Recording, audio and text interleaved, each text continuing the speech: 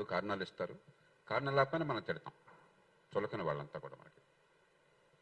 కానీ నిజమైనటువంటి పౌరసత్వం ఎలా పరిస్థితుల్ని బాగు చేస్తాం, మన పన్నుల డబ్బు మనకు సద్వినియోగం అయ్యేట్టుగా, మన ఓటు రూపంలో ఇచ్చిన అధికారం మనకు ఉపయోగపడేట్టుగా మనం పాత్ర ఏం పోషిస్తాం.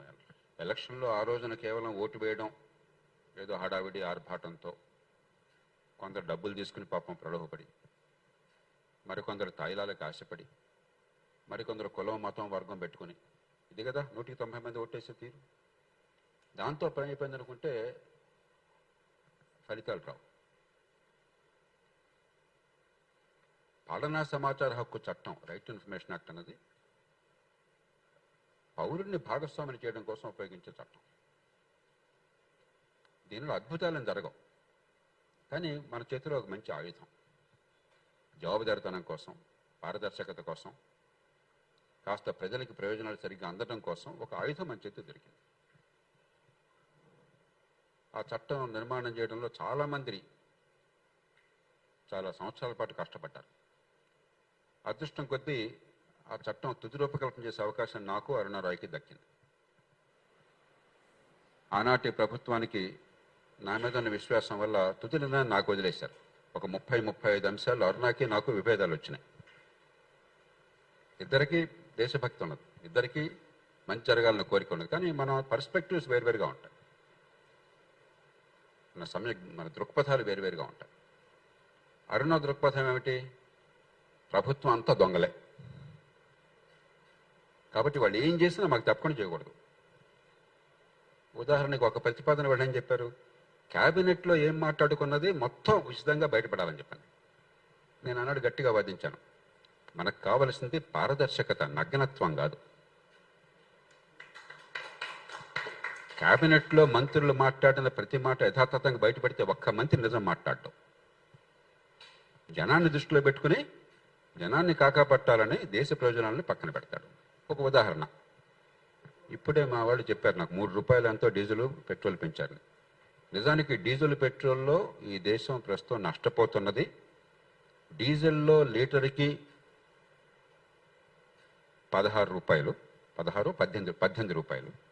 డీజిల్లో లీటర్కి 18 రూపాయలు, పెట్రోల్లో లీటర్కి 14 రూపాయలు. 3 రూపాయలు పెంచడానికి ధైర్యం రావట్లా. క్యాబినెట్ చర్చ అంతా బయటపడింది అనుకోండి, సార్ సామాన్య ప్రజలు అన్యాయం అయిపోతారు సార్, మనం చేయొద్దు సార్, 3 రూపాయలు పెంచొద్దు సార్ అని అంటే, ఆ నిర్ణయం చేసే ముఖ్యమంత్రి ప్రధానమంత్రులు దుర్మార్గులు చిత్రించాలి. ఎందుకంటే వాడిని దింపేసి నేను కూర్చోవాలి అక్కడ. ఇక దేశంలో దేశ ప్రయోజనాల కోసం, దీర్ఘకాలం కోసం నిర్ణయాలు ఒక్కటి కూడా జరగవు. మనం తెలుసుకోవాల్సింది క్యాబినెట్ నిర్ణయంలో ఏ నిర్ణయం చేసావు, ఎందుకు చేసావు, ఎవరేం మాట్లాడారు, ఇవన్నీ మనకు అనవసరం. సో ఈ విజ్ఞత కావాలి. ఇది ఒక అంశం ఉదాహరణకి. ఇలా 37 అంశాల్లో మా ఇద్దరికి తేడాలు వస్తే చివరికి ప్రభుత్వం నా మీద బాధ్యత పెట్టింది. జేపీ గారు ఏదో ఒప్పుకుంటే అది తుది నిర్ణయం అని చెప్పాను. కూర్చుని ఫైనల్ మళ్ళీ బట్టి 37 అంశాల్లో పరిష్కారం చేశాం. అయినా తప్పులు జరిగినాయి. అయినా కూడా, ఎందుకంటే ఏ చట్టం కూడా ఎంత ప్రయత్నం చేసినా కూడా అది పరిపూర్ణంగా ఉండదు, అద్భుతంగా ఉండదు. ఇప్పుడు ఆలోచిస్తే ఎందుకు ఆ పొరపాటు చేసినా నాకు తట్టదు. ఆనాడేదో చేశాము. అప్పుడు పరిపాలనా సంస్కరణ సంఘంలో సభ్యుడిగా మొట్టమొదటి నివేదిక, మీరు ఎవరన్నా చూస్తే ఇంత స్లిమ్ నివేదిక ఉంటుంది, 100-120 పేజీల కంటే ఎక్కువ ఉండదు. ప్రతి అక్షరం నేను రూపొందించాను దానిలో. దీనిలో ఉన్నటువంటి పొరపాట్లు అంటే ప్రత్యేకంగా పొరపాట్లు అసంపూర్ణంగా ఉన్నాయి. అసంపూర్ణంగా ఉన్న వాటిని వెలికి తీసి దానికి నిర్దిష్టమైన పరిష్కారం, ఇంక మళ్ళీ ఆలోచించక్కర్లా, ఇలా పెట్టండి అని చెప్పి. అందుకంటే చట్టంలో ఏముందంటే 2 ఏళ్ల లోపల చట్టంలో ఏమైనా ఇబ్బందులు ఉంటే తొలగించడం కోసం బై నోటిఫికేషన్, మళ్ళీ చట్టం చేయకుండా బై నోటిఫికేషన్ ఈ మార్పులు తేవచ్చని ఉంది. దాన్ని ఉపయోగించి 2 ఏళ్ల లోపలే నేను ఆ నివేదిక ఇచ్చాను. ఇప్పటిదాకా దాని మీద ఎవరు పట్టించుకోలేదు, అది అట్లా పడుకుని.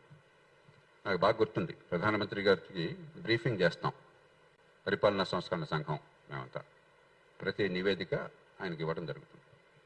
ఆ మొట్టమొదటి నివేదిక వచ్చినప్పుడు మా అధ్యక్షులు ఏదో కొంచెం మాట్లాడిన తర్వాత బ్రీఫింగ్ అంతా నేను చేశాను. నేను ఉన్నంతకాలం ఆ నివేదికలు బ్రీఫింగ్, ఎందుకంటే ప్రధానంగా రూపొందించిన వాడిని నేను, చేసేవాడిని. అంత బ్రీఫింగ్ అయిన తర్వాత ఇప్పుడు ఏం చేద్దాం అన్నాడు ఆయన ప్రధానమంత్రి గారు. అయ్యా మీరేం చేసినా కూడా ఇంకొక గ్రూప్ ఆఫ్ మినిస్టర్స్ ఏర్పాటు చేయబోకండి అన్నాను నేను. ఎందుకంటే ఆనాడు 77 గ్రూప్స్ ఆఫ్ మినిస్టర్స్ ఉన్నాయి. ప్రతి పని వాయిదా వేయడం కోసం నిర్ణయాన్ని ఒక గ్రూప్ ఆఫ్ మినిస్టర్స్ వాళ్ళు కూర్చుంటారు, మర్చిపోతారు అందరూ నవ్వారు. మరి ఏం చేద్దామన్నారు. ఏమీ లేదు, మీ మంత్రి గారిని మీ కార్యదర్శిని ఒకసారి మాతో కూర్చోబెట్టండి, 1 గంట సేపు కూర్చోబెట్టండి, 2 గంటలు.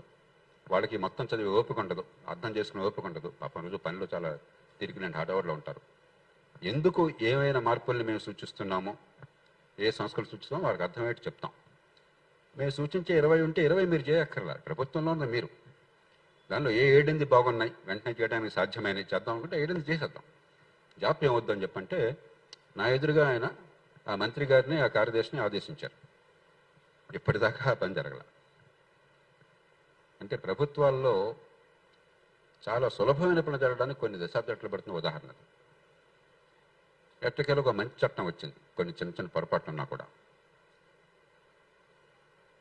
ఇందాక చెప్పాను, అద్భుతాలు జరగవు ఈ చట్టాల వల్ల, కానీ ఒక మార్గం దొరుకుతుంది, కొంతమేరకు మంచి జరుగుతుంది.